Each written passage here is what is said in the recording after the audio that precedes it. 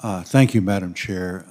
Ms. Taylor, I enjoyed our visit earlier yesterday and talking about several issues, including holding India accountable at the WTO for their illegal rice and wheat subsidies, and really look forward to working with that. That's such an important issue.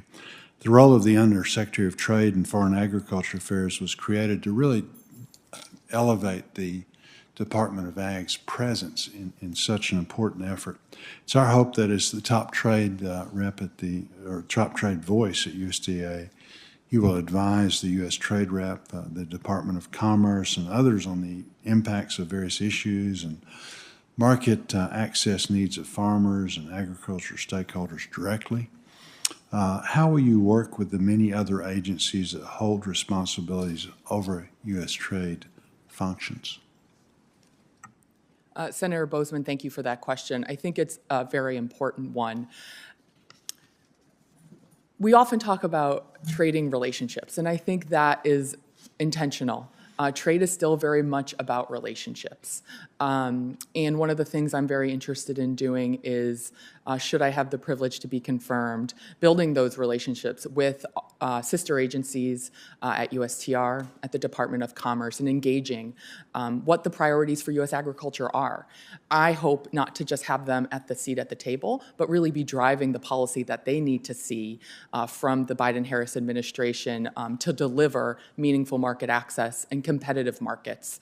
And so I think investing in those relationships will be key and something I am certainly committed to should I have the privilege to serve. Mm-hmm. Very good. Thank you. Dr. Esteban, USDA recently announced action to declare salmonella an adulterant in stuffed poultry products, while also announcing plans to solicit comments on the appropriate salmonella standard in all poultry, ranging from zero tolerance to focusing on specific serotypes. Food safety is an absolutely vital mission in USDA. Dr. Esteban, if confirmed as Undersecretary, how would you approach this endeavor, taking into mind the numerous factors that must be weighed, including prevalence, risk, food waste, sustainability, and food insecurity? Senator, thank you for asking me that question because I'm extremely passionate about the topic of salmonella. I mean, as a public health professional for over 30 years, first at CDC, seeing the outcome of salmonellosis, and now at USDA at the regulatory side, there's so much more we could do. I mean, we've made tremendous progress in dropping the contamination of the product over the course of the last 20 years, but we have not been able to impact much illnesses. There's about 1.3 million Americans that get sick with salmonella every year, and we have the ability and the opportunity to do a lot better.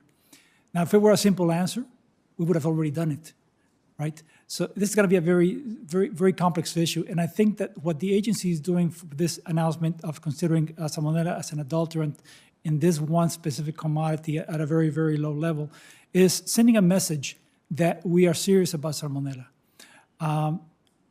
That said, it is important that as we move forward, we take into account not only the outcome of it, but how we get there. And how we get there is by actually including industry, including consumers, including academia, including all the federal partners that we have to together come up with a framework. I expect that over the next few weeks or months, the agency will come up with a framework that actually is encompassing, not just focus on the last point in the chain, which is at the consumer level, but from the beginning. It is my expectation that we will address the quality of the product that has to be presented for slaughter, control during the slaughter process and the processing of the food, as well as a final product. And that's not enough. We need to continue to work with consumers, so we also work with them on proper handling, storage, and preparing of that food. So the answer to the salmonella question is going to be one that's going to bring everybody together. It is a complex answer, but we will certainly make progress. Well, we appreciate that, and I know that you'll use science and good common sense along with that. Salmonella is difficult. Mr. Logan, we appreciate you being here. I know the Osage Nation is very proud of you. We appreciate also your relationship to Little Rock. Inflation and rising input costs are having an immense impact on farmers and ranchers.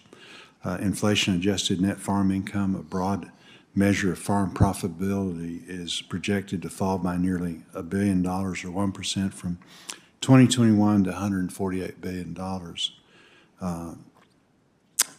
This is despite record high cash receipts from the sales of crops and livestock. How do you see the role of the Farm Credit Administration, and more broadly, the farm credit system supporting farmers and ranchers in times of uncertainty? I was really, when they showed me as we were getting things together yesterday, I was really I was shocked at the indebtedness. I knew that, but the latest numbers really are shocking in the sense of with high interest rates and things, how much farm families, farmers are having to indebt themselves at a record high pace. Again, what are we going to be doing? Thank you for that question, Senator.